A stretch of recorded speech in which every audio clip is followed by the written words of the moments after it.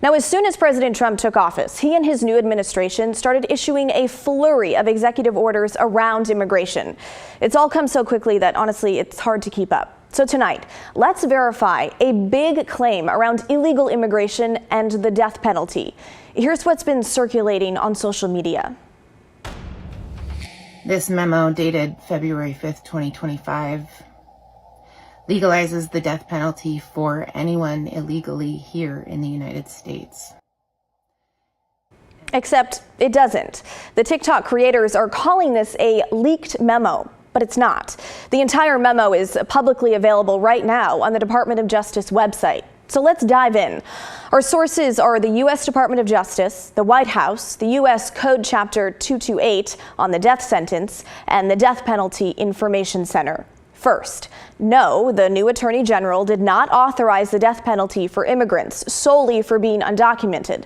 This claim is false. The memo only directs federal prosecutors to pursue the death penalty against undocumented immigrants charged with capital crimes. A memo is not a law. It's simply instructions to prosecutors. And here's what happened. Attorney General Pam Bondi did issue a real memo earlier this month. The memo instructs federal prosecutors to roll back a Biden-era moratorium on the death penalty. Bondi's memo also instructs prosecutors to pursue the death penalty and carry out death sentences, but only in cases that are already legally eligible for it.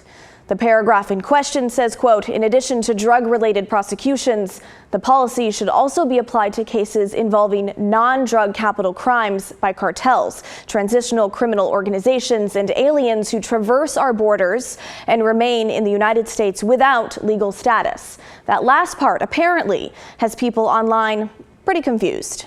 I need you to understand, they're making it legal to give the death penalty to undocumented immigrants that come across our border who do not commit a drug crime. Okay, again, that's not the case. Context is important. The full sentence says that the policy applies to cases involving non-drug capital crimes committed by three specific groups of people: cartels, transitional criminal organizations, and undocumented immigrants. Yes, undocumented immigrants can receive the death penalty, but only if they're convicted of capital crimes. The bar for that is pretty high. According to the Department of Justice, capital crimes are murder, treason, genocide, or the killing or kidnapping of a congressman, the president, or a Supreme Court justice. So if you read the whole memo, which again, you can, it's on the DOJ website, you can check it out for yourself instead of listening to people on social media. It goes on to make the exact point. It says, quote, federal prosecutors are expected to seek the death penalty in cases involving the murder of a law enforcement officer and capital crimes committed by aliens who are illegally present in the United States. Now, it is true that this memo and the executive order Trump issued that prompted the memo do target undocumented immigrants more aggressively than in the past. The wording of Trump's order says, quote, seek the death penalty regardless of other factors for every, again, capital crime committed by an alien illegally present.